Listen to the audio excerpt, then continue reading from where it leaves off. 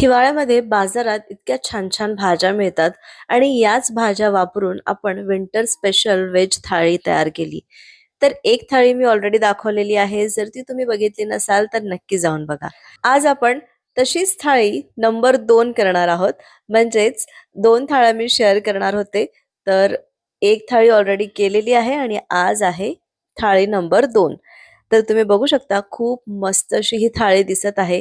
तर आज आपण केलेलं आहे शेंगा मेथी. शेंगा मेथी म्हणजे वालाच्या शेंगा आणि त्यासोबत मस्त मेथी. आता ही मेथी जी आहे ती हिवाळ्यामध्ये छान मेथी मिळते आणि हे जे कॉम्बिनेशन आहे ना हिवाळ्यामध्ये अप्रतिम लागतं. म्हणजे शेंगा मेथीची भाजी अतिशय छान लागते. एकदा नक्की करून बघा. त्यासाठी व्हिडिओ तुम्हाला पूर्ण बघावा लागेल. आणि सोबतच कोथिंबीर वडीची भाजी केलेली आहे. तर आपण कोथिंबीर वडी आता छान कोथिंबीर मिळायला लागली की सर्रास आपल्याकडे कोथिंबीर वडी केली जाते आणि या कोथिंबीर वडीची मस्त अशी भाजी करू शकतो. तर तेच आज आपण करणार आहोत. तर चला रेसिपीला सुरुवात करूया. हॅलो, नमस्कार. मी सोनल मेजवानी बाय सोनलमध्ये तुमचं खूप खूप मनापासून स्वागत करते आणि आजची आपली विंटर स्पेशल व्हेज थाली नंबर 2 सुरू करूया. तर त्यासाठी मी 2 भाज्यांच्या रेसिपीज तुमच्याशी शेअर करते. नेहमीचंच वरण, भात, भाजी, चपाती हेच करत आहोत. नेहमीचा जो स्वयंपाक असतो ना तो कसा करायचा, केव्हा काय कॉम्बिनेशन करायला पाहिजे हे या व्हिडिओमधून मी सांगण्याचा प्रयत्न करणार आहे. तर सगळ्यात पहिली आपण जी भाजी करणार आहोत ती आहे शेंगा भाजी. म्हणजेच वालाच्या शेंगा छान बाजारातून आणल्यानंतर निवडून घ्यायच्या, या पद्धतीने तोडून घ्यायच्या आणि मेथी पण याच पद्धतीने तोडून घ्यायची. पानं आणि थोडासा देठ पण तोडून घ्यायचा. आणि मी जेव्हा निवडते भाजी निवडते तेव्हा ती स्वतःच अशी बारीक बारीक निवडते.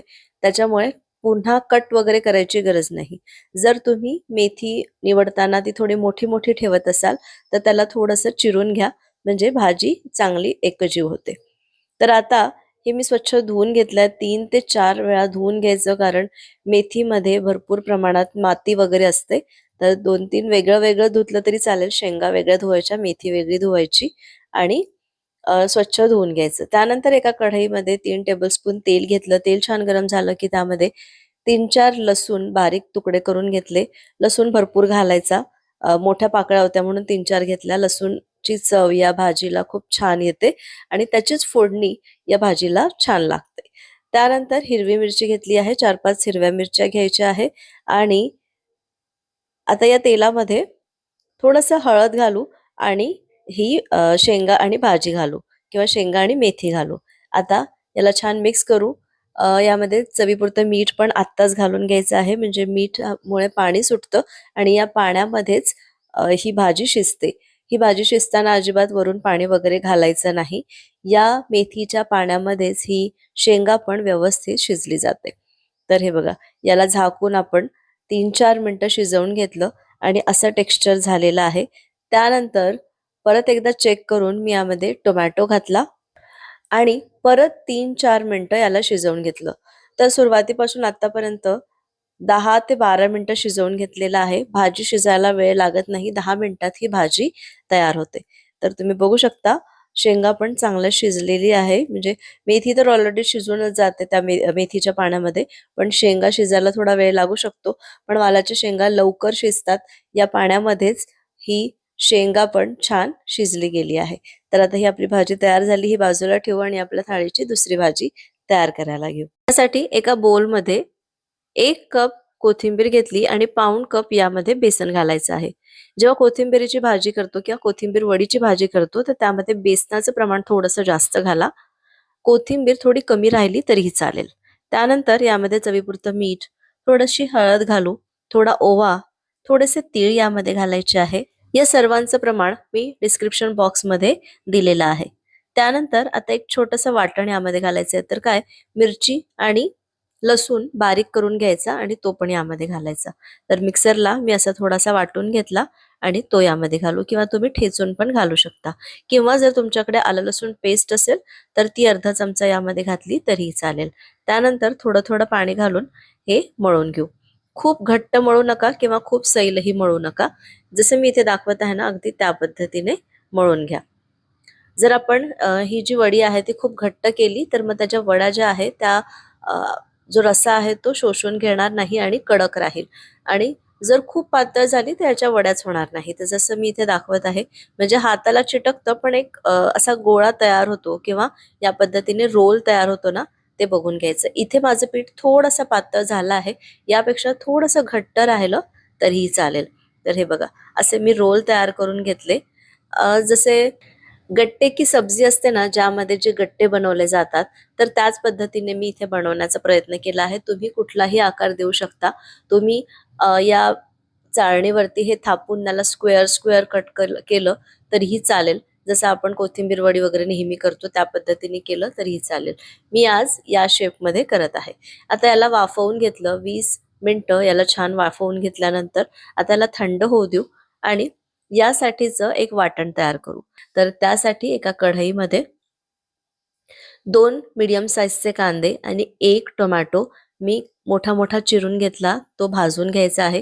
थोडंसं तेल घातलं सुरुवातीला. त्यानंतर यामध्ये थोडे खडे मसाले घातले, तर फक्त 1 वेलची आणि 4-5 मिरे घातलेले आहे. बाकी कुठलेच खडे मसाले मी इथे वापरलेले नाहीये.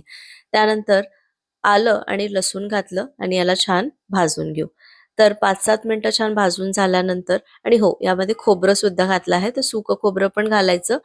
तर 4-5 तुकडे घालायचे, जास्त घालायचं नाही.